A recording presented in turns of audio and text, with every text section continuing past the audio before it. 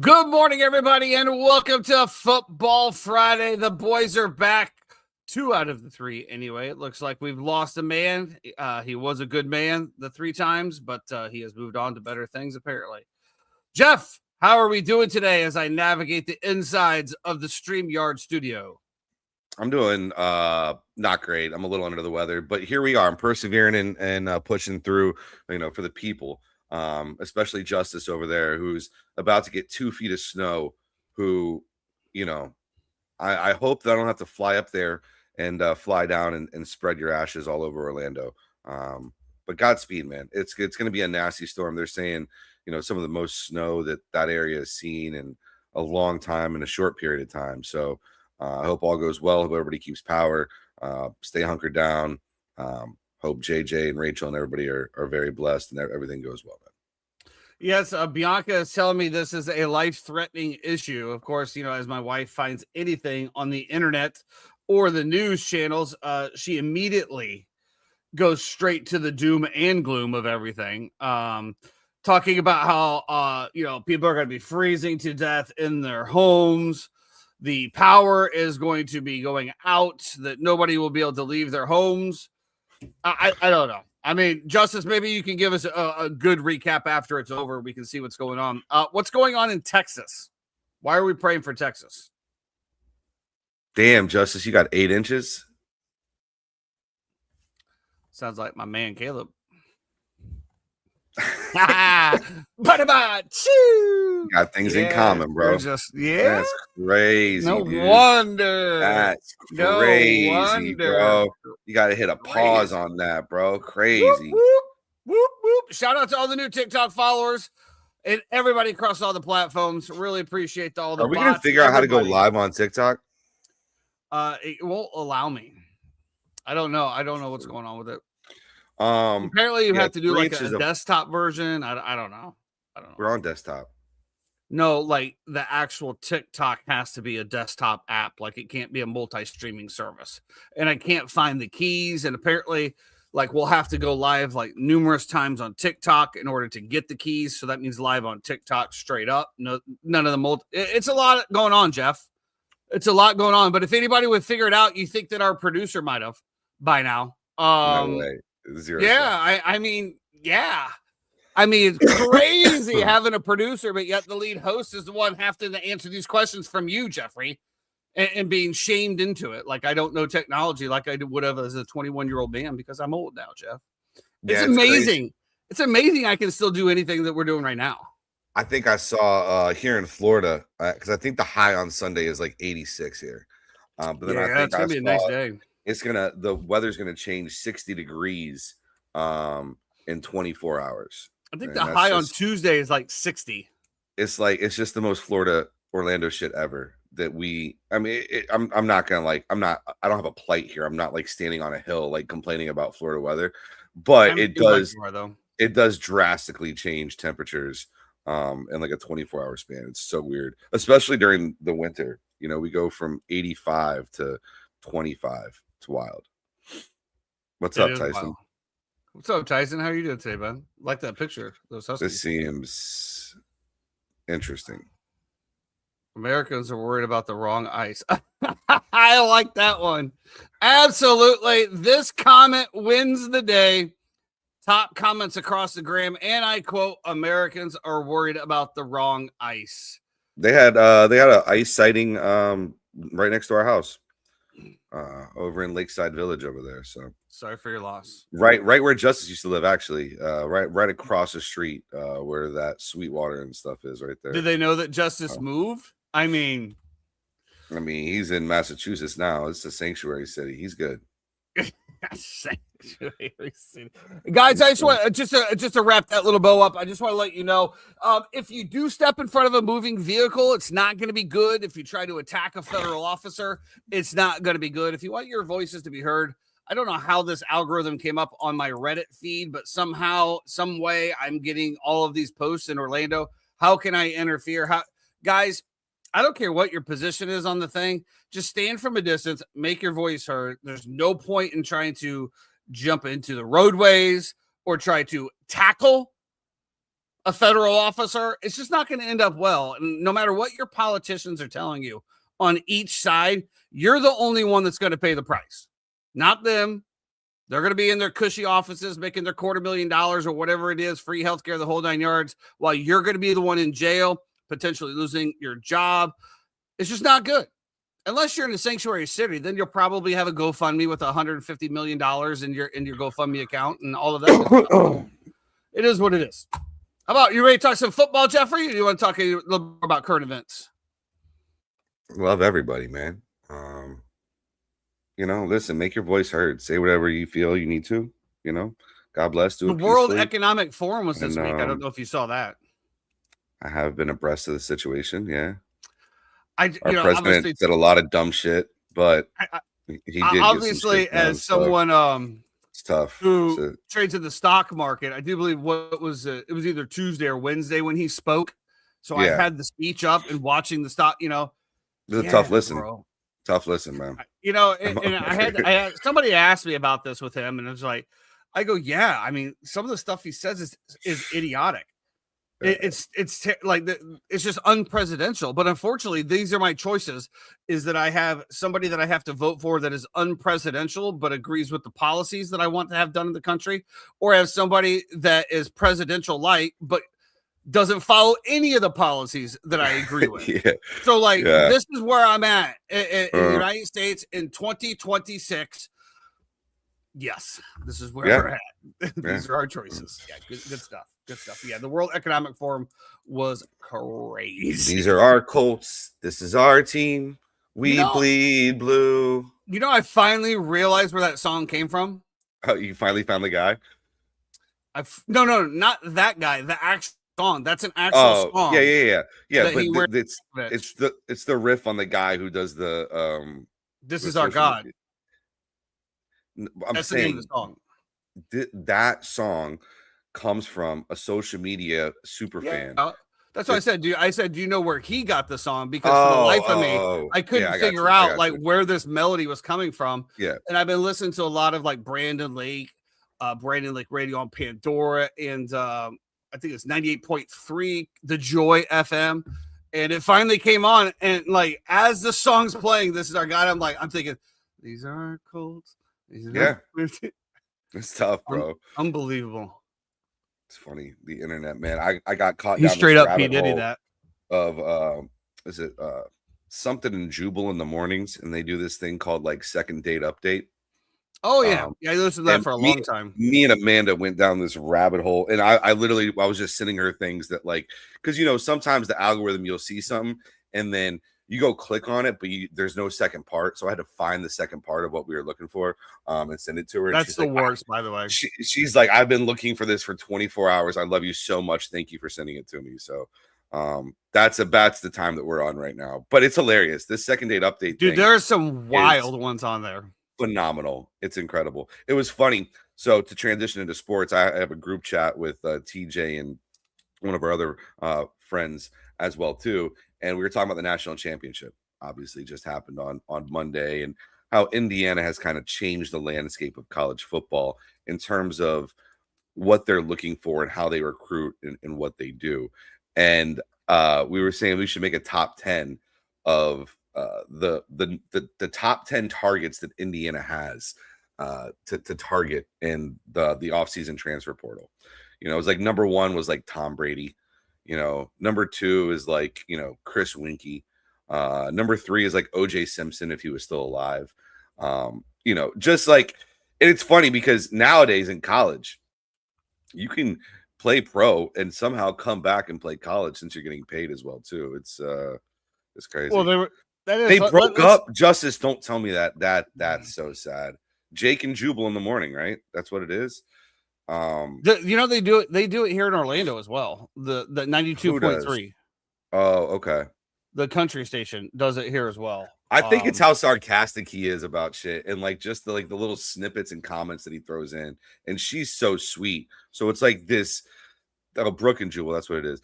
This contrast of like this super sweet person and then this like super cynical dude is just absolutely hilarious. But go ahead.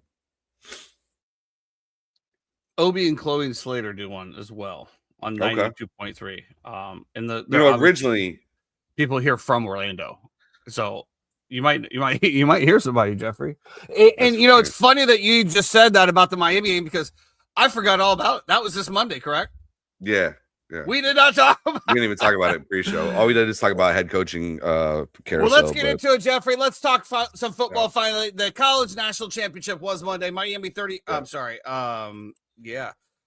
Miami 21, Indiana 27. I said that this was going to be a 3-point game or a blowout. Once again, I was wrong. This was a game all the way through and through. I thought the Miami Hurricanes put up a great fight. But Indiana ultimately comes up on top. It was a good game all the way around, and that's really all that we really wanted to see out of this game.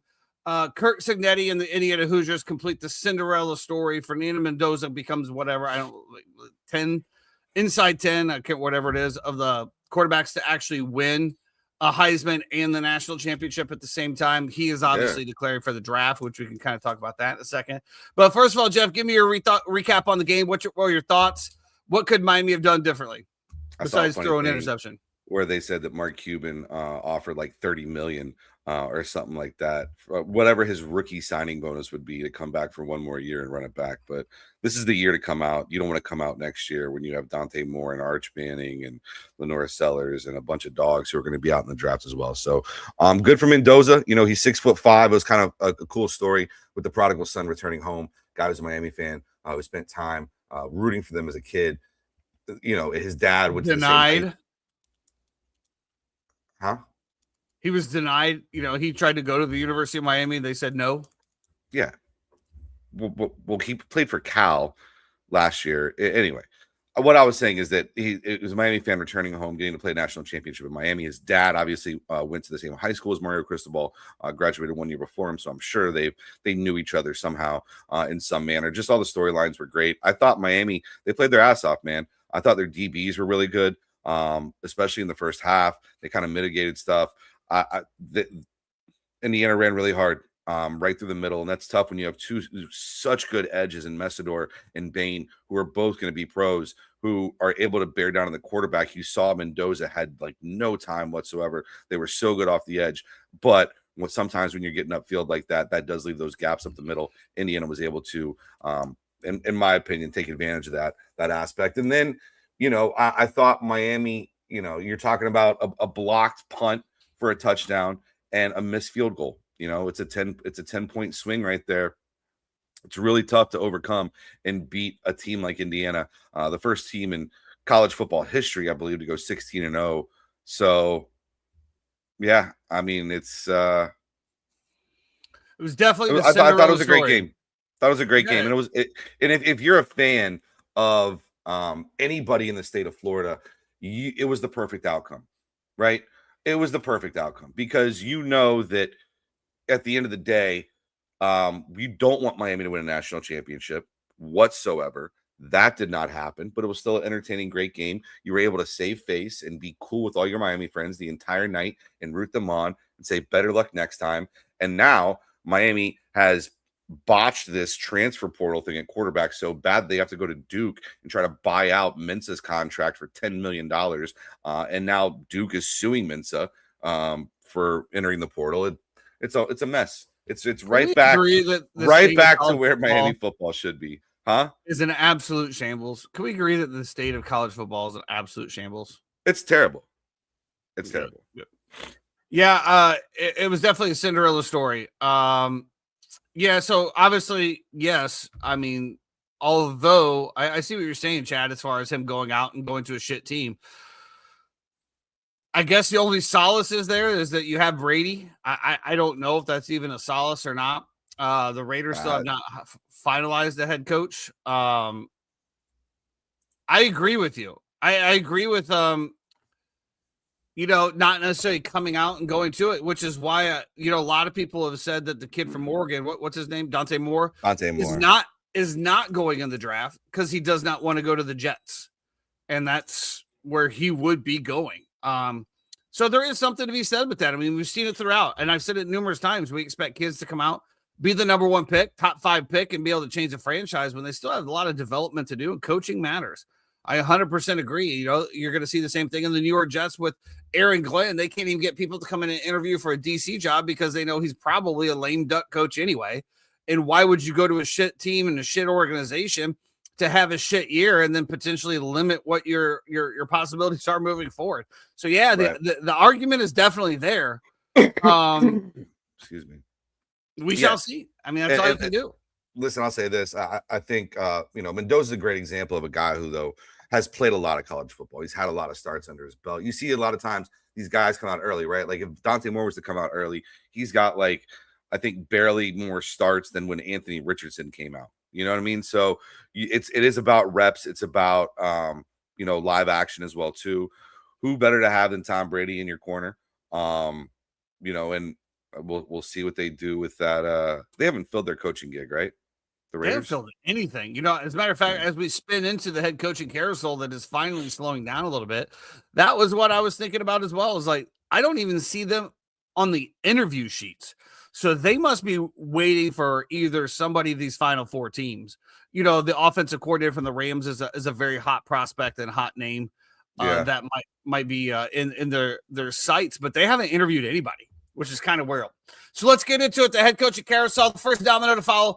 Obviously, we saw Jim Harbaugh went to the Giants. That is done, ink on paper, even after Sean McDermott fired from the Bills. Robert Saleh. Real quick. Did you see who they interviewed yesterday for their OC position? Who? For the New York Giants. No. Willie Taggart. I said, there ain't no way in hell, bro. Y'all are about to learn lethal simplicity, buddy. No shot, bro. No shot. Why would Harbaugh? It's got to be a Rooney Rule interview, right? I don't think they have Rooney rules for coordinators, and I think they do. I think Monken is getting some head coaching looks as well too, and Taggart's been the running back coach there for the past, I think, 3 years or 4 years, something like that. So yeah, I don't know. I would think that there's probably something where they have to be. So Robert Saleh, the San Francisco defensive coordinator, headed to the Titans as their head coach. This was a job that Matt Nagy apparently was interviewing for as well, and the Kansas City Chiefs were actually preparing for him to go, which we'll talk about that in a little bit. I mean, obviously, we thought Robert Saleh was a good coach. He's just in the Jets in a shit organization and, didn't really have the support or whatever. I mean, the defense, at least when he left, you could see the impact that he had on the defense. That defense went from a top 10 defense to an absolute joke of a defense after he left. So you can see the impact he had in there. Jeff, how do you like this hire for not only the Tennessee Titans, but for Cam Ward as well? I mean, I'm going to pause on it just to see who they fill around him, and have with him to be able to get Cam Ward to that next level. I thought Cam came on okay a little bit at the end, honestly. He wasn't great to start. The game moves really fast, especially when you're just thrown into it like that. So, but I like Salah. I've always liked Salah. Now, that being said, what we've seen from his defense hasn't been great. But they do have the pieces in Tennessee as well, too. They do have picks. They do have Simmons. They do have some dogs. So, well, if you're referring to the San Francisco 49er defense, that defense was pretty much just I get decimated. I get it. Taken out by an electrical plant. I get it. Did you see that they're actually going to investigate this now? That the San Francisco 49ers came out and said we're going to investigate this? I think it's a organizational failure that it hasn't been investigated already. With the injury history that you have had over the past, since that stadium was built, over the past however many years, and the fact that you haven't gone in and you've just said, oh, it's just fluky shit. The fact that you haven't done a full-blown investigation to find out if there's any truth to this whatsoever, I think is I think it's a failure by the organization. Looks like he is interviewing Cliff Kingsbury, Arthur Smith, Brian Dable, Adam Stanovich, and Bobby Slowick for the the offensive coordinator positions. I would love any of those for Cam Ward. What do you like about Arthur Smith, though? I just don't get it. Without Arthur Smith, I'm sorry, I didn't hear that name being thrown in there. Okay, thank you. I was going to say, I'm like, wait a minute, dude. No. Like, I just don't get how this guy keeps getting looks. I mean, he had so many weapons in Atlanta, didn't run the ball with Bijan Robinson, goes out to Pittsburgh. Yeah, I don't know. Justin Fields looked better under him than Aaron Rodgers. I don't know. I don't know how this guy keeps getting looks. Doesn't his dad own FedEx? He's a Nepo something. Yeah, there's something there with like. There's something going on there. And if that's the hill you want to jump on, Jamel Hill, as I see, dude, X is a cesspool. It really is. Why? Dude. This is the first thing I see when I opened up X this morning to edit the thing. This is from Jamel Hill, which if you don't know who Jamel Hill is, just Google it, figure it out. She's referring to what Harry Douglas said, and I don't know when he said it, but she says Harry Douglas was absolutely right. None of the Falcons fans I know like the Stefanski hire. He had a losing record in Cleveland, and they didn't like how he handled the Shedeur Sanders situation. They love Dion in Atlanta. It's a black city with one of the blackest fan bases in the NFL, and they have a black quarterback on their roster. So a lot of Atlanta fans are side-eyeing this hire. Stefanski isn't going to get a honeymoon there. Now, I will agree with certain portions of this, but to sit there and say it's a black city, it's a black organization with a black quarterback, it should have a black head coach. Is that not just literally the opposite of what y'all are trying to do? Like, dude, shit just wild. Anyway, this is what I open up X to, dude. And like, this is why I literally do not scroll on X at all, because it is a cesspool, dude. An absolute cesspool. Shout out to everybody watching on X, though. Love you guys. But yeah, I don't see that. Yeah, exactly, Chad. I mean, just say that you want to. I mean, she pretty much said it. Just say it was a black coach or bust. To me, as a white man, I just want whoever's going to bring me a chip. I could care if he's black, white, orange, just like I could care less what Caleb does behind closed doors. That's your privilege talking right now. But yeah, it is. I know. I will say the fact that I'm white and want to win an NFL championship is just. I will say this. Almost switched there. I like the Salah. I agree with you, Chad. We'll get into Minter in a second.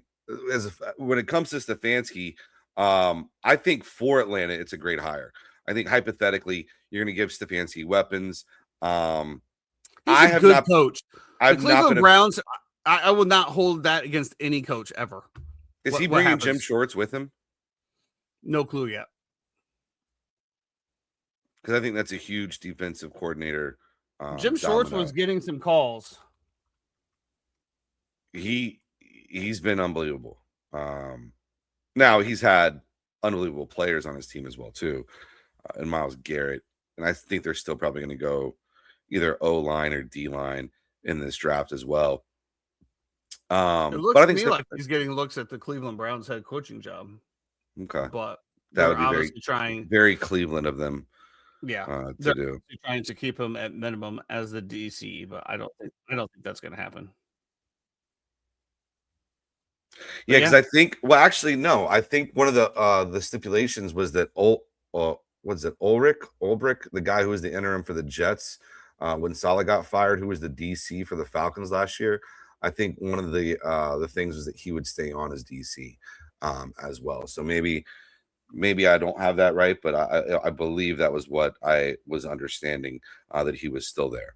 So I agree. I think Stefanski's a good hire.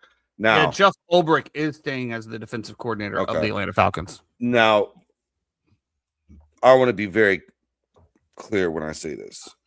Fuck the Atlanta Falcons.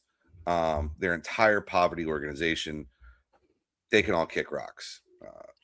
I'm glad that you won your Super Bowl against the Saints in Week 18. Congratulations to you. Really, really, really, really well done. But you're a poverty organization. You haven't won shit. You finally get there, and you go up 28-3, and you let Tom Brady just absolutely bend you over and grab the back of your head. So, listen, I'm Not with much Baker Mayfield here, huh?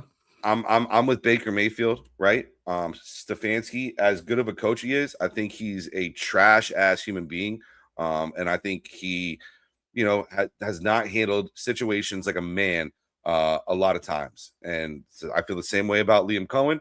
I'll stand on 10 toes when it comes to that as well too. And so I can't wait to kick the Falcons' ass twice a year.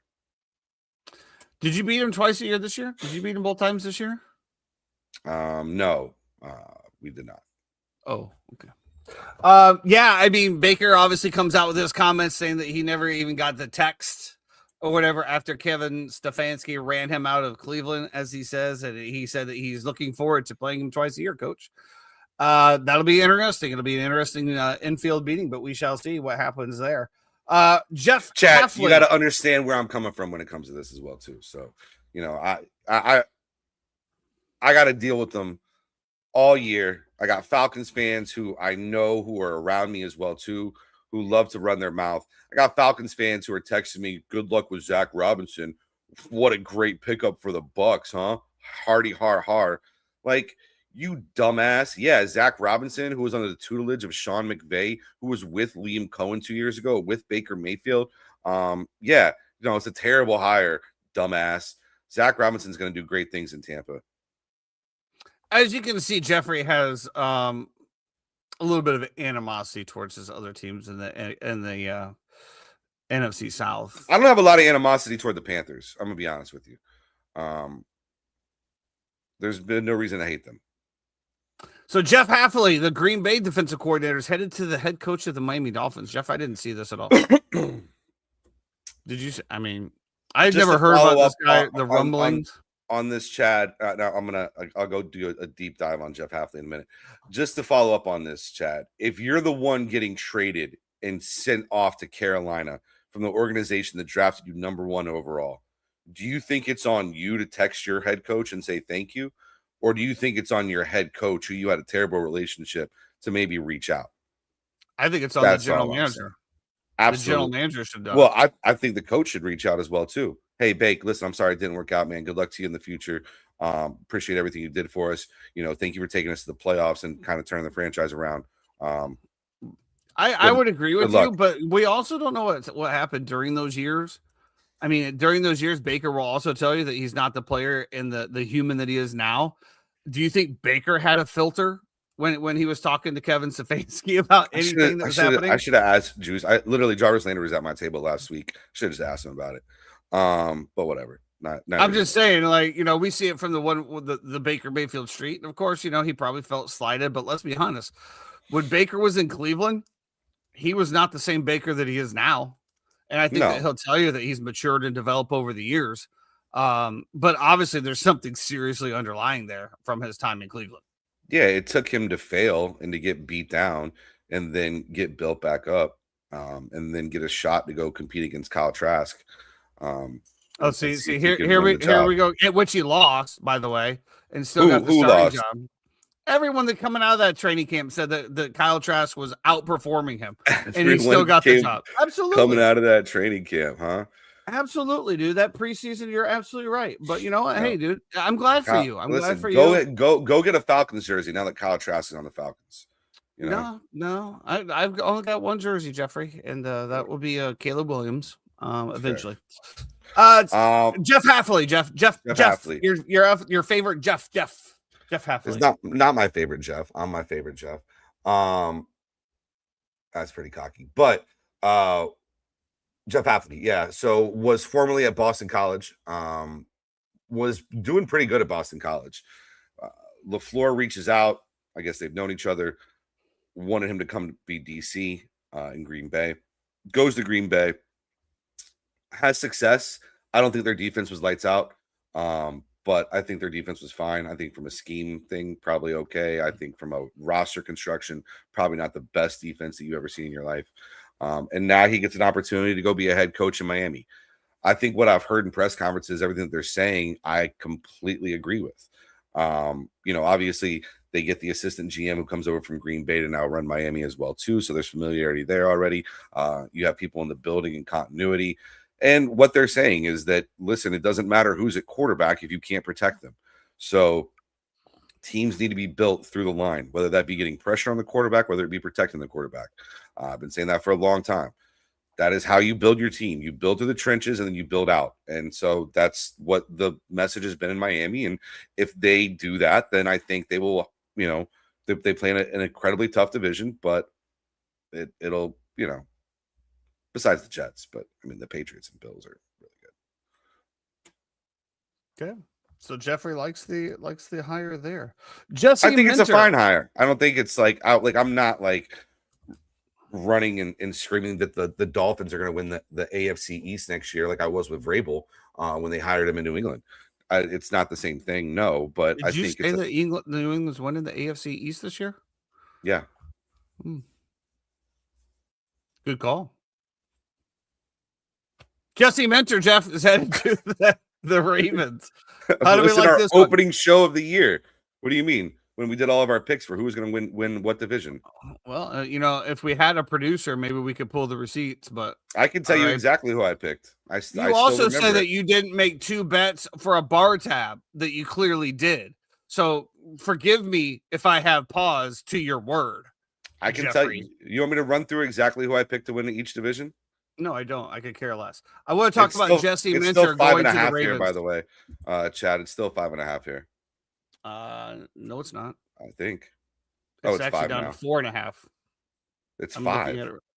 I'm looking at it right now. I'm staring at it right now. It's 4.5 on Hard Rock right now. Brother. Are we talking about the Broncos? Yeah. Look, I'll take a picture of it and send it to you. Brother, I'm literally refresh yours. Nope. Here, this is what we're gonna do. No, we're not. Actually, no, I don't even need to do this. Look, I'll just do it right here. Share screen, Hard Rock. Boom. What's it say? Exit out of yours. No, I'm just gonna refresh it. 4.5. Okay. Exit out of yours. Why do I have to exit, Jeff? Because I'm gonna share mine and show you that mine says 5.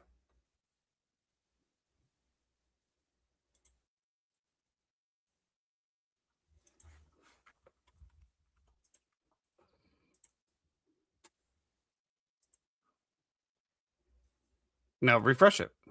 And you haven't even logged in yet. Anyway, it's definitely 4.5. Yeah. What was the other one? Jesse Minter. Yeah, I think Jesse Minter is a fine hire. He's 42. Okay. Defensive coordinator. I know a lot of Baltimore Ravens fans were calling for that. Obviously the defense was always the staple in Baltimore, and they've kind of fallen off that way a little bit over the past few years. So maybe a little defensive focus will help improve there as they look towards the offensive coordinator. Obviously, Lamar Jackson is going to be involved here. Moving on a little bit quickly, Mike McDaniels, the head coach from the Miami Dolphins, is looking at the Chargers OC unless he gets a head coaching gig, and he does have an interview with the Bills, Jeffrey. The Bills he has an interview with. Now, the Bills was in the news here this week, Jeffrey, for the Bills owners and his comments in regards to the elevation of the president of operations from the general manager. And when the general manager was asked about the lack of wide receiver help for Josh Allen during this time here, the owner decided to chime in and take that question and immediately went to say he didn't want Keon Coleman, that he was talking to Keon Coleman by his coaches, and he was being a team player by drafting Keon Coleman, which nobody asked about Keon Coleman.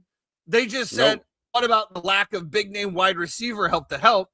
And this owner felt it necessary to put up Keon Coleman and tell him that it wasn't his decision, when in fact there is a clip from the combine something that says, oh yes, I'm glad he ran like that. Apparently he had a low 40 time so that they were able to get him at that position, Jeff. Yeah, I didn't know 4 or 5 was like shunned on at the combine for a wide receiver, but whatever.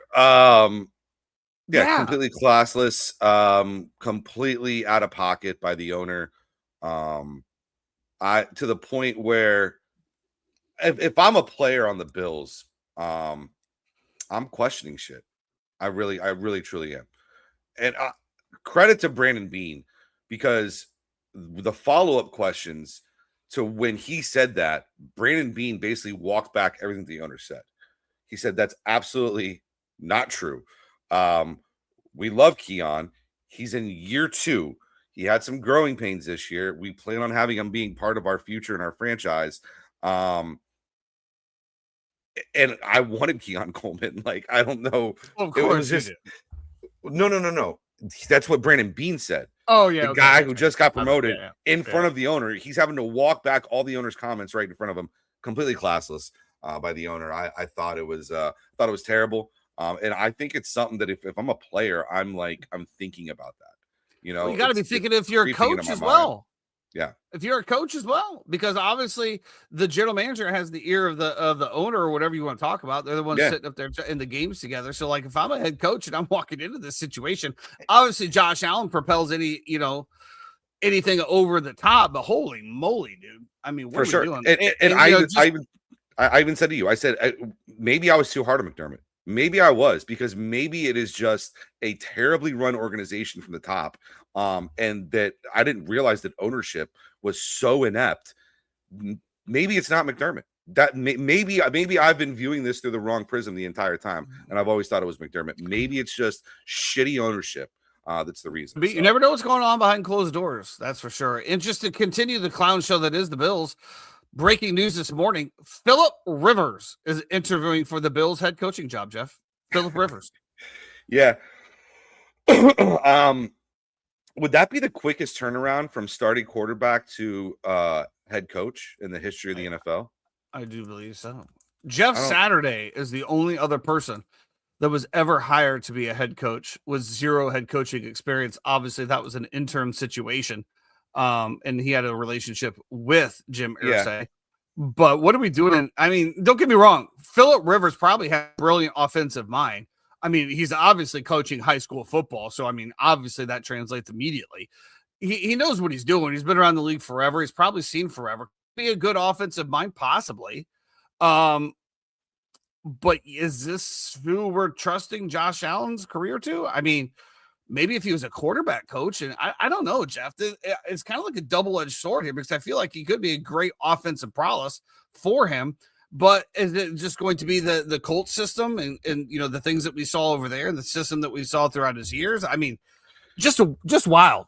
Just wild. Yeah, it's very rare that, like, I will. I always say this: if you try to think of yourself as being an intelligent person, any information that is received and processed should be able to change your opinion at any given moment, right? Depending on what the information is and how you trust it, and so on and so forth. Watching that, it made me feel like I was wrong about McDermott, and that maybe my comments about him the past few years have not been correct, and I should walk some of those back because of how inept the front office and the ownership group is. And I agree with you. I think McDermott would probably be a great culture hire in Las Vegas as well. So Very That'll be good interesting. for Mendoza, that's for sure. Yeah. Wrapping up a little bit here, Eric Bieniemy, the Bears running back coach, is now headed to the Chiefs as their offensive coordinator. We kind of mentioned a little bit earlier about Matt Nagy being the potential favorite for the Tennessee Titans job until Robert Saleh was announced.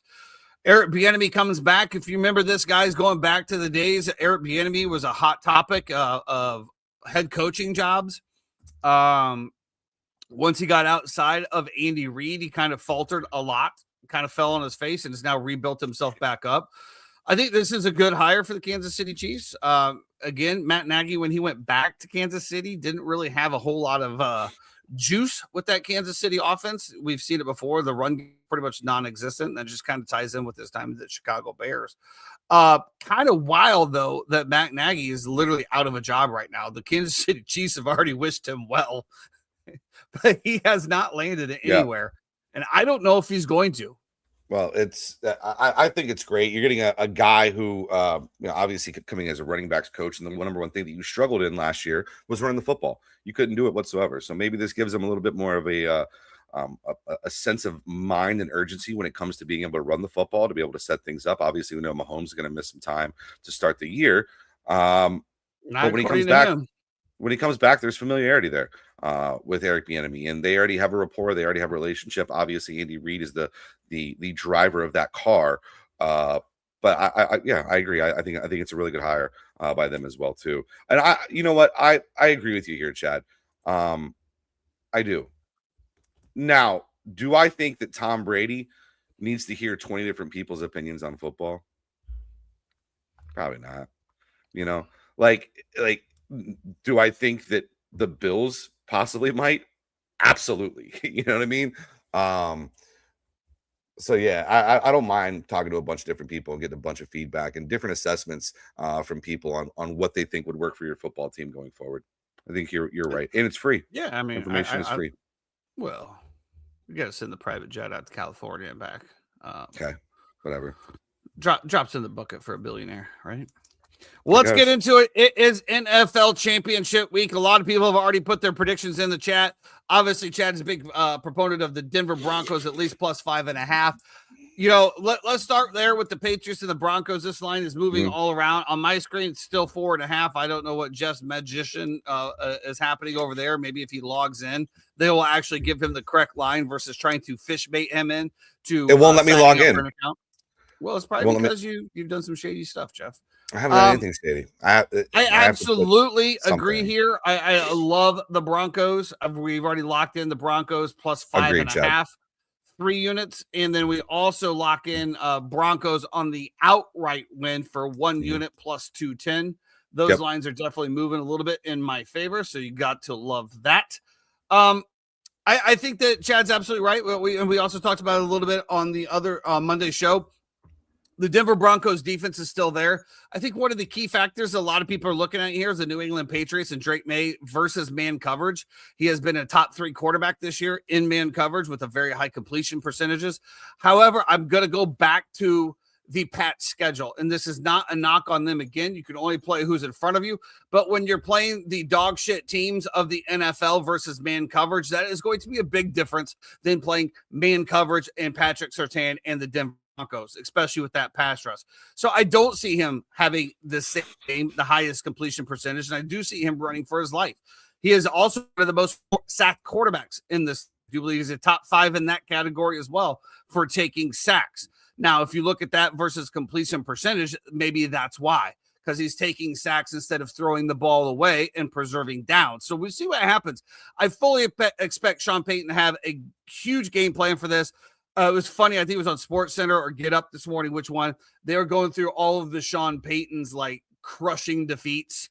The last second play of Minnesota, the one where again I think it was against the Rams or something, where I can't remember which one, where the guy just plowed the receiver and no offensive pass or no pass interference was called.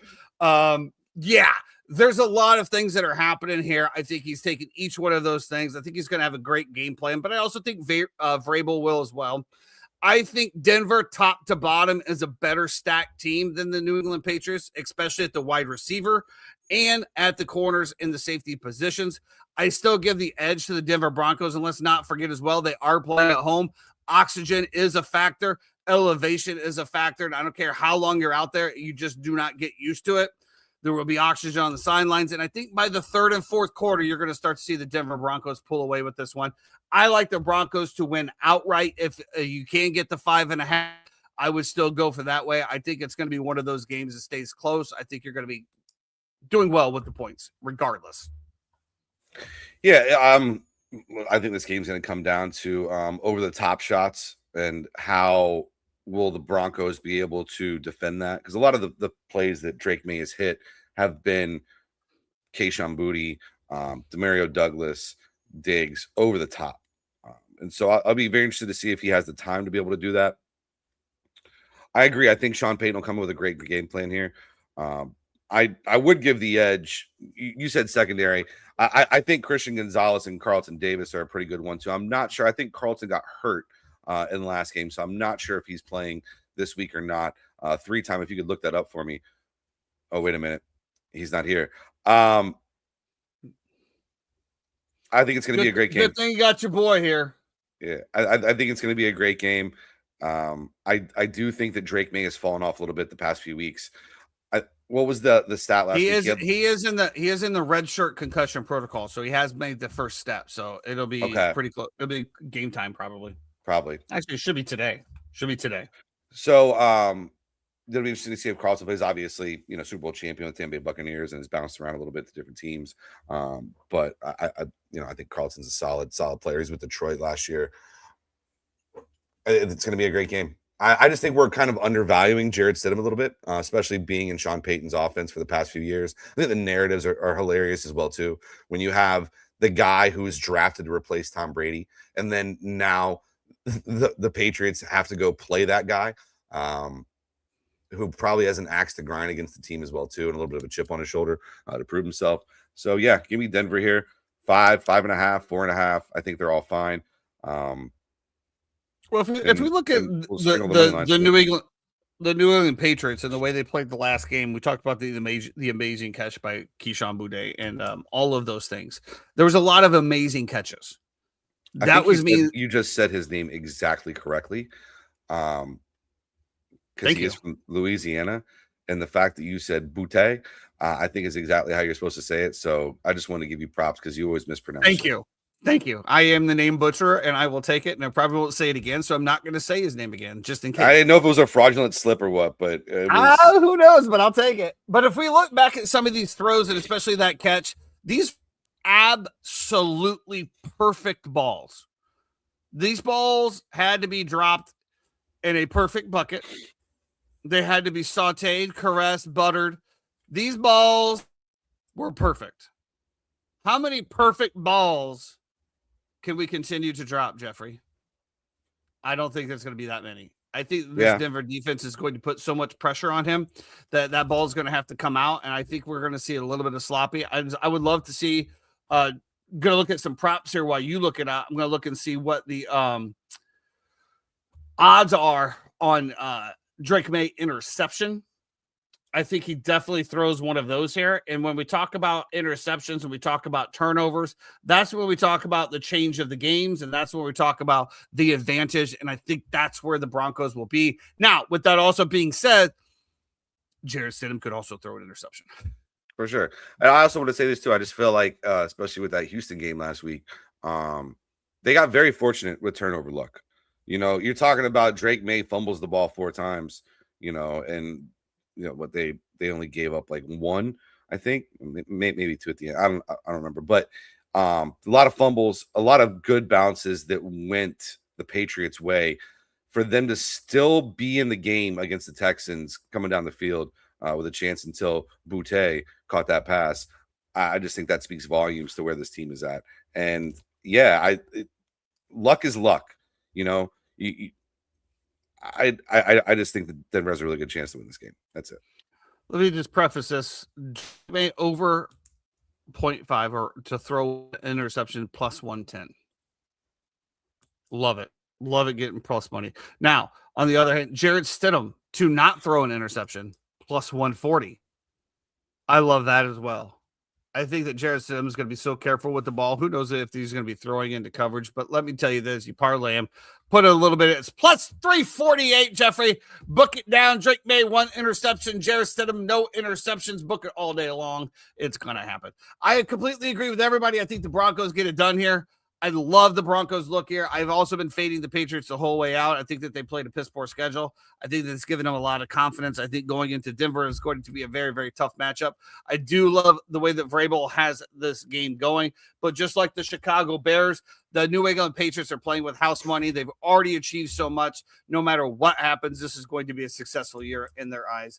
Give me the give me the Broncos plus 5.5, 3 units. Give me 1 unit on the win. And let's move it on to the Rams and Seahawks later on at night. I will say this, Chad, just to let you know, we don't have any props here right now on Franklin as well. So maybe they're just waiting until closer to game time to make sure he's playing, to make sure that goes. I will say one thing, though. I do know that McDaniels will have a lot of dump offs to running backs in this game. And when I'm looking at this and I'm seeing Travion Henderson at 5.5 receiving yards, I feel like that's a pretty good bet. We shall see. We shall see. Also, the rushing props for quarterbacks will be something to look at. The Los Angeles Rams are heading to Seahawks for the NFC side of things. Seahawks are favored here by 2.5 points right now. It is split even at minus 110. Rams only plus 120 to pull out the win here. I did go ahead and take the Rams plus 3 on this one for 3 units. And then also just a sprinkle on the money line as I just completely maxed out the account because let's be honest, if I lose everything here, then I'll probably be very upset at Super Bowl and I'll probably just take a break anyway. So let's get it all on the dogs. I actually love the Rams here, especially after the beatdown that they took against the Seattle Seahawks last time. That is not going to happen again. Sean McVay and Matt Stafford will rebound from the Chicago game. I have not seen, and Jeff, 3-time, maybe you could look this up. What the weather is going to be like in Seattle this weekend. Weather this weekend in Seattle. Let me get right on that for you. I'm already on it, Jeff. I am my own 3 times. At my fingertips. 44 degrees, according to dry and chilly. Should be absolutely fine. Ronaldo. Messi. And that is the compass of the show right there. Hit it right on the head. No snow, no huge winds, 43-44. Give me Matt Stafford. Devontae Adams is back. Puka Nacua is back. The weather, I played a huge factor in Chicago on Sunday. You cannot tell me anything otherwise. The Chicago Bears absolutely shut down the Rams in that passing game, gave up a few runs. I think that Sean McVay, knowing whatever he knows as far as the last games, and it would also not even surprise me if Sean McVay threw out some bullshit plan against the Seahawks last time just for this matchup again. That's how these guys think. That's how they go about their daily routine. And I think, we saw a little bit of that with Ben Johnson earlier this season as well. They're just not showing things. And then all of a sudden, here comes some stuff. Give me the Rams in here outright, Jeffrey, and I'll take the Rams plus 3 as a lifeline. When's the last time Seattle played a close game? That's a great question. Let me find out for you, Jeffrey, while you continue your discussion. Because I'm just trying to remember. Yeah, I mean, I really like LA here. But I'm trying to think about the last close game that Seattle played. Versus the Rams. Yeah. 38-37. That was the Thursday night that they had. That was Thursday night. They also had a close one right before that with the Colts, 18-16. But that was in November or December? That was in December. Okay. Both those games were in December. Okay. Beginning of December, right? It's been like a month and a half, right? 14th and 18th. Okay. So about a month since they played a close game. Yeah, and since then they literally played the Panthers in between. They did beat the Panthers in Carolina 27-10, and then they played the 49ers back-to-back. Right, and they mollywopped them both times. Not the first time, 13-3 the first time, 41-6 the second. Yeah, I mean more than 10 points. I feel like is a mollywopping, but well, that was exactly 10. So no mollywopping was taking place on January the 3rd. Fair enough. You think? Yeah, I think this is a Sam Darnold moment that It'll happen, and they'll lose, Or and does he get the monkey off his back? You'll have the pundits and the Seattle fans saying, it's fluky, it shouldn't happen like that, blah, blah, blah. He'll be fine. He played great all year, this and this and this.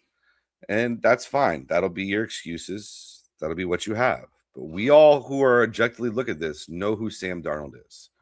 And he shits the bed in big moments constantly. I think this is another situation. He's going to have to throw the ball more than 17 times. Zach Charbonnet being out, I don't care. It hurts their team. He's run so hard. He's been so good all year. It's a huge put more loss. Workload on Kenneth Walker III as well. Absolutely. I don't care, man. LA all day. And LA we were talking about this in pre-show. Was it Hard Knocks this year when Oz came in, the Mentalist? It was just a little special segment that he worked with Devontae Adams, and he had the Rams versus the Broncos. Rams beating the Broncos. He had the whole team was in there. Yeah, it was in a team room. Yeah. It was just like a little segment that they did. It wasn't anything like Hard Knocks or anything. It was like the beginning of the year. And I believe we said that he had Rams Broncos in the Super Bowl, right? And what was the score of the Super Bowl? Like 24-17. 24-17. With the Rams winning the Super Bowl, correct? Correct. And with that being said, Rams to Broncos in the Super Bowl right now, exact matchup is plus 800. Or if you just like the Broncos to play the Rams, you can bet it the other way. Broncos to beat Rams plus 3,000.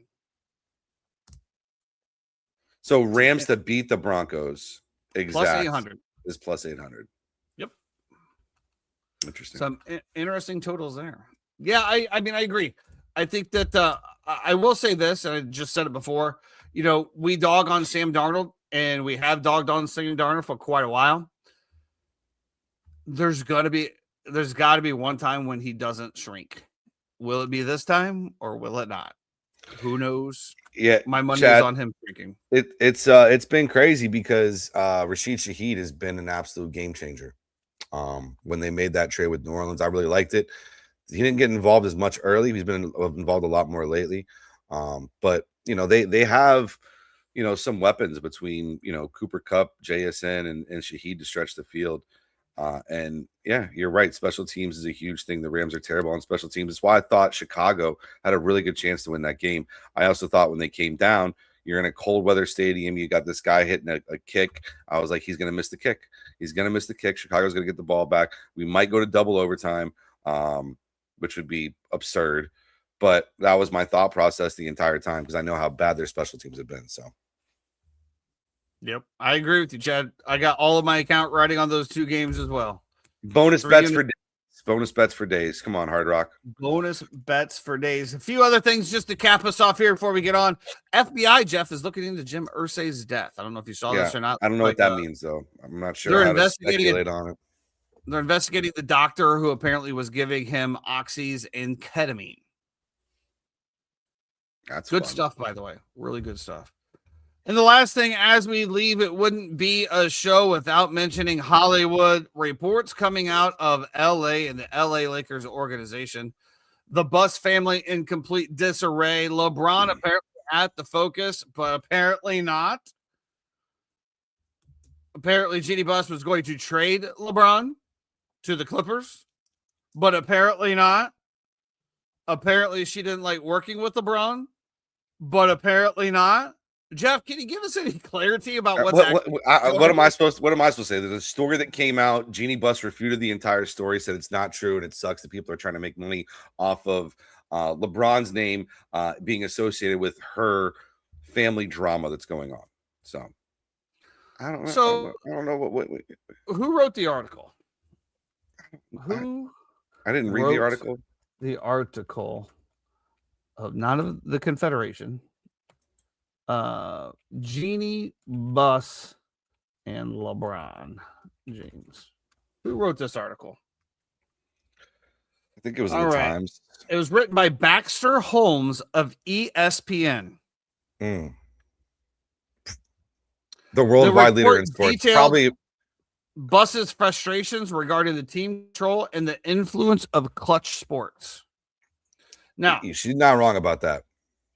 well, this is what I'm saying. So there's got to be. I mean, okay, I doubt a reporter, especially from ESPN, would put their entire reputation on the line to put out a tabloid style article. Can we agree on that? I don't know, man. Jamel Hill worked there for a long time, so it's tough to say. Well, that is a good point. I'm going to say that. Now, I will say maybe there's some embellishment, or maybe there was some rumors that might have got inserted into said article. But I would have to think that at some point there is an underlying truth basis somewhere, and the rest is everything. Obviously, LeBron was interviewed on it. He said he doesn't care. He doesn't listen to the Twitter world. He actually said, Jeff, he's up and watches golf. Yeah, he's becoming obsessed, which I don't blame him. You know, as I got older, Jeff, golf just seemed so boring to watch to me on TV anymore.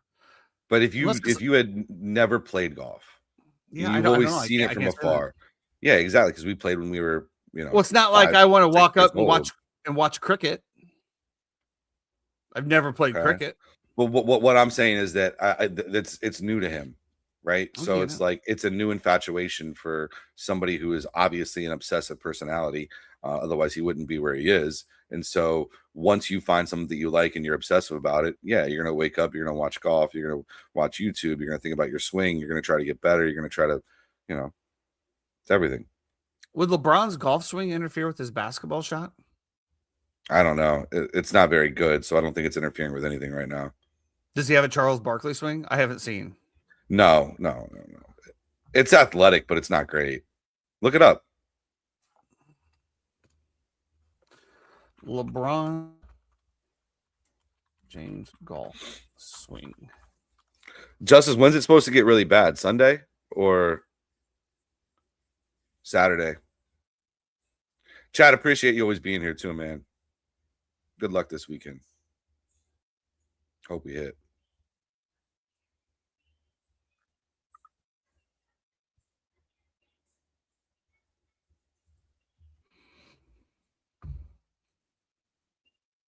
Bring it up, I guess, mini picture style here. He's a big dude. I can't imagine how big that club has to be. That's not that bad. I mean, I know he's a beginner, but MJ swings better.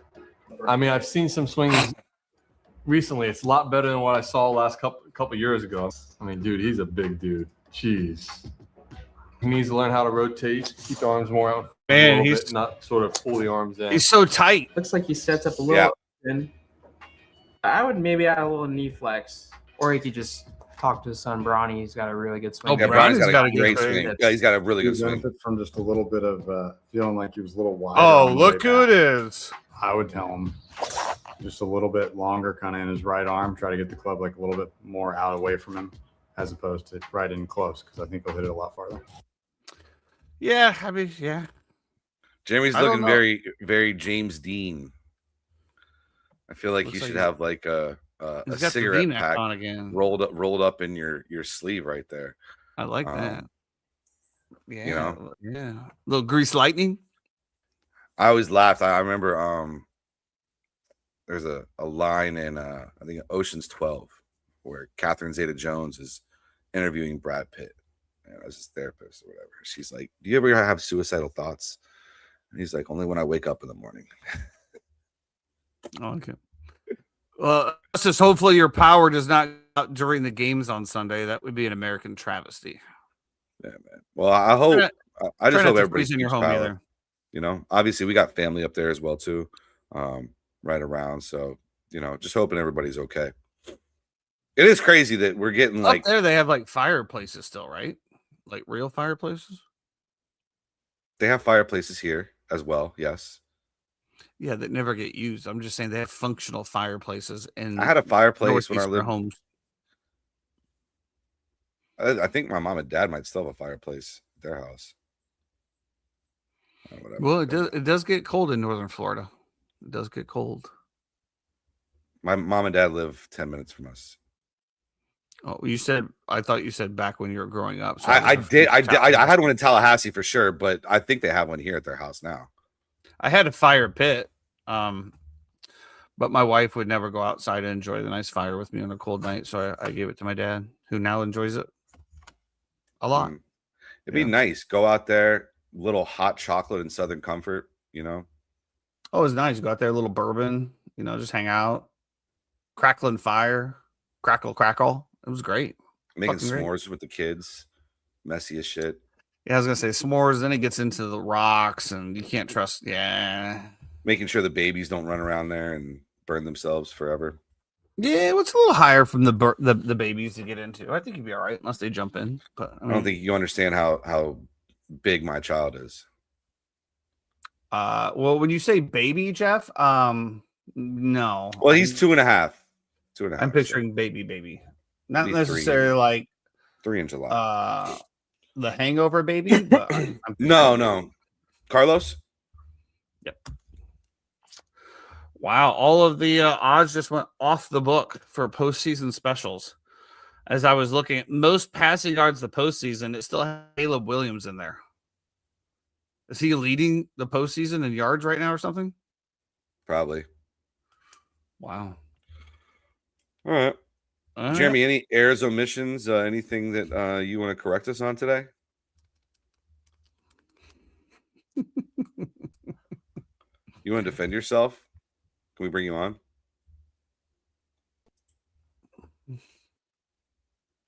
Go ahead. Good to see you this morning. Good morning. Good morning. Hit snooze. Thought I was only there for a couple minutes, and I rolled over, and I'm like, wow, it's 1 o'clock. I was tired. Yeah, man. It's okay. It's okay. Are you off today? I am. I am Jeff's too. off today too. Playing some golf. No, I got stuff to do. Oh, I know you're feeling a little under the weather today. So Yeah, and I'm not great. I'm probably gonna sit back, relax. I think I'm just gonna watch some TV at home and just kick it all day today. I started watching this show. It's called like Knives something on Apple TV. It's about these restaurants trying to get Michelin stars. It is for somebody who works at a restaurant that is trying to get a Michelin star and has been Michelin recommended for 4 years. It is a like PTSD thing where it's like you see people going through what you're going through every single night and you relate to it, and so you gravitate toward it. But it's pretty stressful. I think a Michelin star is a scam. Brother, you think a Michelin star is a scam? Wait till you learn Forbes, homie. You know where Forbes the term what? Michelin star came from? Yeah, The Michelin Tire Company. Michelin Tire Company, and Who's trying to get people to drive to restaurants? drive. Yeah, Exactly. Yeah. a A lot of people don't know that. That's why I ask. I'm surprised that like a place like Fucking at Boathouse. I'm surprised a place like Boathouse isn't Bib Gourmand, but maybe it's because it's not as affordable. No, we as don't. it We could don't try be, I because guess. it's just no. There's too many hoops and too many. Because things there is to try. affordability at Boathouse that you can have. All I'll say about And that, as it far is as like good even quality Michelin food. recommendation or Michelin recommended or Michelin stars, they're not busy restaurants. They're We're just busy. not. But it's this weird dichotomy. where I've seen you stroll around the floor. that's me. That's his saunter. I'm the greatest Schneider server of all saunter. time, bro. You can't compare people to Jordan. It's not fair. Or to LeBron. You know what I mean? Like, You said Jordan first. You said Jordan first. Clip it. StreamYard, clip it. Clip it. You said Jordan first. Wow. After we just talked about LeBron too. Wow. Fraudulent slip.